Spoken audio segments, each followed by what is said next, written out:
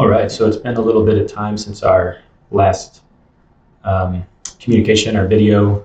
So there's been a lot of things that we've been updating over the last year or so. I would say probably 8 months or so. It's been maybe longer since the last update video.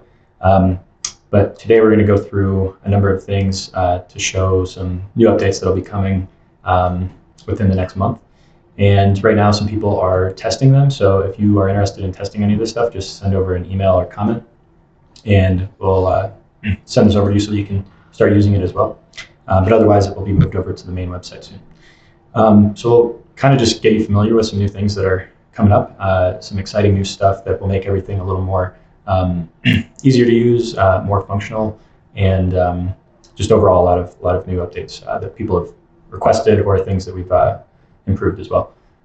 So when you first log in, there will be a new little walkthrough that you can take. This will eventually update as well to give more options, but right now you kind of choose your own path. So if you want to learn how to use different things within it, you can kind of choose these and it will show you how to do different things. And so you just kind of follow the steps here and play along, if you will, and go through this sort of walkthrough, and you can do that at your own pace. In general, you'll notice that there's just an overall update of the whole user interface of everything. So I'll go through some of that stuff. There is still more stuff that we're updating too, but for now, this will be kind of what you see when you log in. So there's a new sort of consolidated panel for all your objects. You can see here, there's a new template section which has the scenery or backdrop templates as well as venue templates if you have any venues in your library. There's a new scene list here, and then we have textures, renders, and video. The renders and video section are specific and kind of being worked on still, but they will be available soon as well. We also have a new custom option where you can actually create 3D meshes as well as import FBX meshes. So you can export them from other programs and import them into here. Over here in the control panel is where you'll find all of the settings for any objects that you select.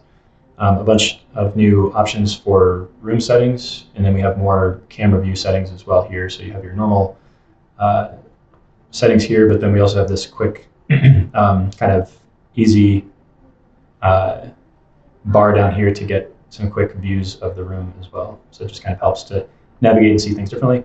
And then lastly for now, there's a new trackpad option. So if you like using trackpad better, you can use this. And the directions are kind of right on there as you hover over it, so you just select that. And up in the settings too, there's a couple new settings, so you can always change the scale of the UI to be smaller or larger. You can set the beginning tutorial to turn that off. You can always change the unit scale from anything. And then you can turn this little bar off if you don't want that on there, and you can change this to mouse or trackpad from here. Okay, so we'll look at a few different of the actual new features and things now. So we'll just do a quick what's new sort of, or some of the stuff that's new with the room setting. So when you go into new room, you still have a basic option, which gives you these options here, a custom room, which is a little more elaborate, so it gives you a lot more options. And then the pre-made room is for rooms that we've already created ourselves and that you can purchase if you want to use those. So I'll just show this option first, and let me see. So it's gonna ask me if I want to add a floor plan. I'm gonna say upload a floor plan. It's gonna tell me just to use a JPEG or PNG image. Okay, and so what's new about this is that once I select a floor plan, it's just gonna tell me to draw a line across the back wall so that it can figure out what the scale of the floor plan is, the image that you added. So it's gonna say, okay, you drew a line that's 124 feet. Now what is the size of the actual back wall of the room? So that, in this case, would be the width of the room, the longest wall. So we'll say it's 150 feet, and I'll hit enter. So now what happened is it scaled the whole floor plan to be 150 feet on that line, which just makes doing this a lot easier, a little more accurate. So now if I draw that line, I can go 150 feet down there, and then I'm just going to draw these walls here. And it's going to give me some directions there in the green box too to tell me exactly what to do there. Okay, and then I've created the room. It's going to kind of center the room in the space here. And then it's going to show me in this section like what's available. So we can move the room with these sliders if I want to move it a little bit up or down, depending on how I want to use it. You can do that. You can change so if I go into this front view here, it might be a little easier to see, but I can change the ceiling as I could before. Go to this isometric view. I can change the ceiling here. can change the floor settings, or I could upload a new texture here. So I could, let's say I want to use this texture, I can do that. And then it says texture options, so I can scale this texture. I can change the gloss of it if it's a glossy floor. All that sort of stuff. You can change the wall settings as well. So it's a little too glossy there. We'll just change it to a different texture here, and we'll change that. And then I'm going to go up to maybe doors, and we can add some doors into the space as well. You can duplicate those if we want to add another one. Just kind of add them wherever is needed. Or you can go from the top camera view, which may be, and add doors around the space this way. So I'm going to go doors and add some doors in like this. Cool. So that's kind of how you can do that. There's a lot more to this, like lighting. You can change the light in both this section and this section. So I can adjust the lighting here. I can change the height of the room here. And then I can change the floor plan or do something different with the floor plan if I select the floor plan option there. Okay, so that is that. And next we'll kind of look at the control panel and some of these other options here. So if I just drag in a, let's drag in this option. I'm going to move the room this way a bit so it's kind of at the end there. And let's say I select one of these lights here. So you can see here we have a position now, so I can move the whole position of these in an X, Y, and Z option. I can rotate them with this. I can change their size if they're individual objects. I'm going to open the group, and then that allows me to change the size of it there. And then I have more settings down here where I can change the intensity, the cone, soft edge, pan lights, stuff like this. So more settings there. I can aim the lights anywhere. And with that, let's look at, there's a new option here for adding items. So if I do this drag and draw option, you'll see there's a little preview of it here, but this drag and draw option lets you drag out multiple objects within the space that you drag. So I'm going to click this once, and then I'm just going to drag out.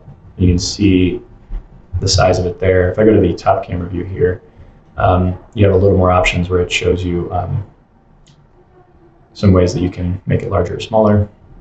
All right, but let's say I do that again. I can say, okay, I want my stage to be 30 by 16. And I'm going to move it over here, and I want it centered perfectly. I'm going to finish here. Let's say I want it centered perfectly, so I'm going to hit this little position template here, which says back of the room, center of the room, or front of the room. In this case, I moved the whole room forward, so I think center is going to put it closer to this red line here. So I'll leave it there, and then let's go to the, so from there, now I'll have a different option for this object size update. Because I use the drag and draw option here, and there are multiple items within this group, if I change this, let's say to 24 by 12, now it basically rearranges the objects within that group, if you will. Whereas if I were to just drag out one of these objects, it's only one object, so I can scale it to kind of anything, as you can see here.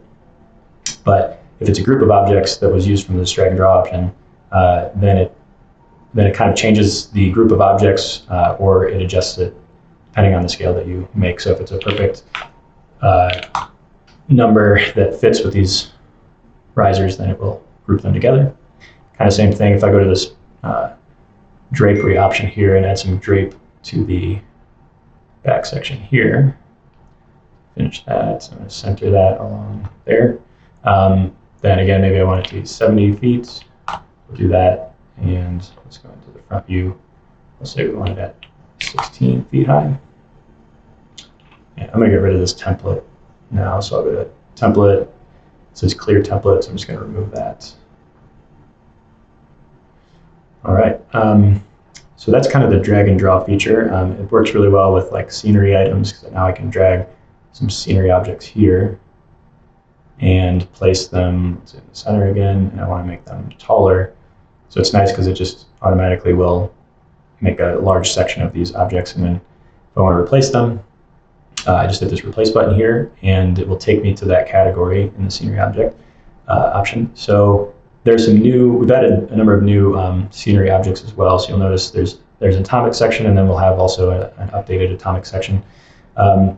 We've also added other stuff, but if I just drag and drop in this new one, whoops, that one's way too big, but if I drag and drop in one that's the same size, it'll just replace that, and so you can kind of see how that looks. Now let's try this one. Cool. So that's how that looks. I'm going to add some lighting to it real quick.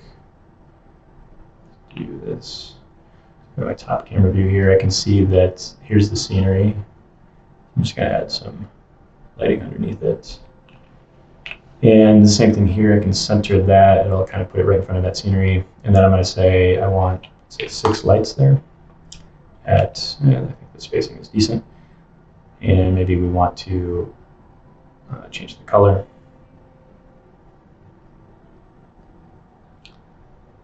Like that. Okay, so I got that, and let's see. Let's take a quick look at some new, some more of these new objects, and then this custom option as well, and then we'll kind of finish there. There's quite a lot more left as well to kind of discover and talk about, but we'll roll these out over the weeks and months, so that we're kind of not giving too much info at once. But so in more scenery options. We've added a little more flexibility with materials and different objects too. So if I actually remove this, I'm going to bring in like let's say you wanted to maybe even backlight some objects. I'll bring in something like this object here. So this is 10 feet high by 30 feet. We'll just say that we want to make it 15, let's do 13, 14. What was that right now, 10? Okay.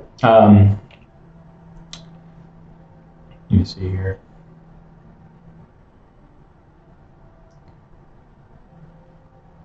Something like this.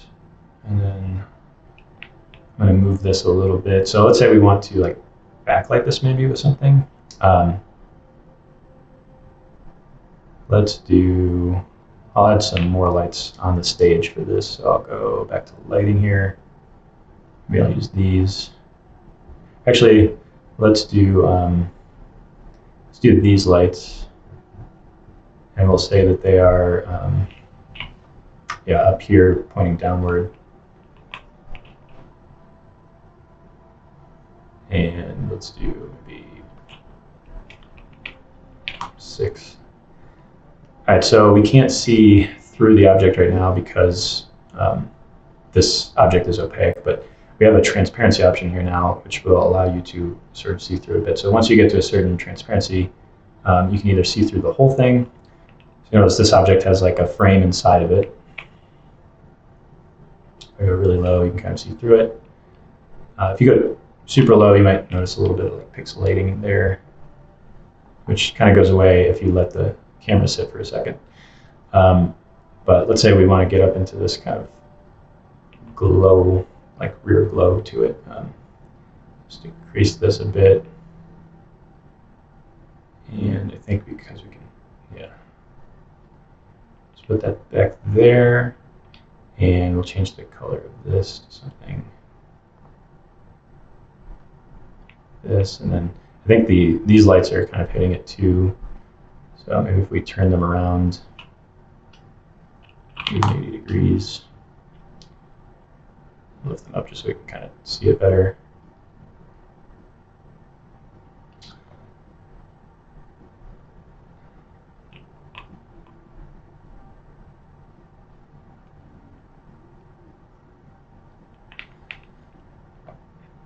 So you can kind of play around with this a bit to get a backlighting look, if you will. Let's make this a little darker.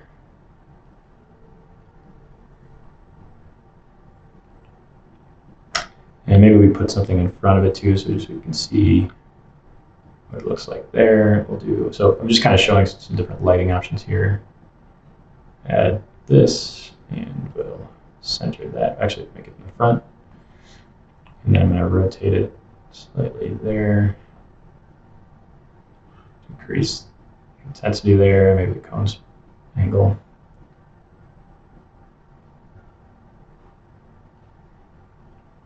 and then adjust this one a little bit so you can see that backlighting. So that's, see the difference there. And then opaque, obviously you can't see any lighting from the back, so then you might put some lighting in the front. Let's just get kind of crazy here and just put a ton of lighting all around. Let's put this right here and just see what happens. Make this blue, and then adjust this.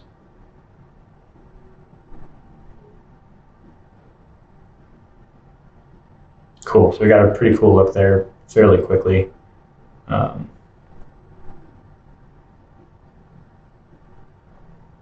And now it's using backlighting and front lighting, which is pretty nice to have that option.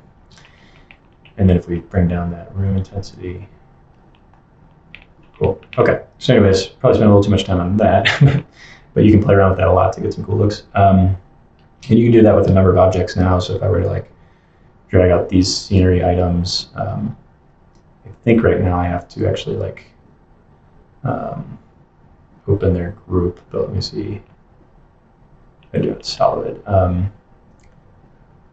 Yeah, if I select them individually, then I get this transparency option, and then you can see kind of through it, right? So anyway, so you can do that with a number of objects now. And then just taking a quick look at the custom option. You can play around with this a bunch. So you can create an image or create a 3D model by adding an image of your own, like so say it's a chair or a specific decoration or something. You can add that image in and then create model. It'll take about 2 to 3 minutes. Or you can upload an FBX 3D model. So I'll just show you an example of that, and it'll show up here, and it'll be saved into your account, so whenever you log in, you'll have it there. So let's reset this, bring this forward a bit. Oops. It's kind of behind this object here. Okay, so this obviously is not the right event, but this was a custom floral arrangement archway. You can see there, or maybe this one. Let's do this. Cool. And then even some larger objects like stages and other FBX models can be added in. You might need to, adjust the scale of them. So I'm just going to lock the scale here and then adjust it down. And we'll say this chair is probably something like 2.5 feet wide. And then if you have some color or a texture, you can add that to it. So if I click on this, I could add a specific texture to that. Let's say I wanted this texture, which is not going to look great, but I can add that to it, or I can change the color of it to be something different.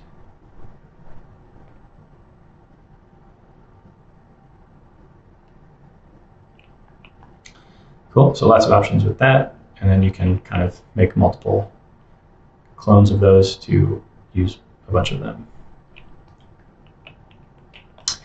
Anyway, so that's a few of the new options for now, and we'll definitely add some more of these videos in the future so that we can kind of keep you in the know of everything that's coming up. So hopefully that was helpful, and I'll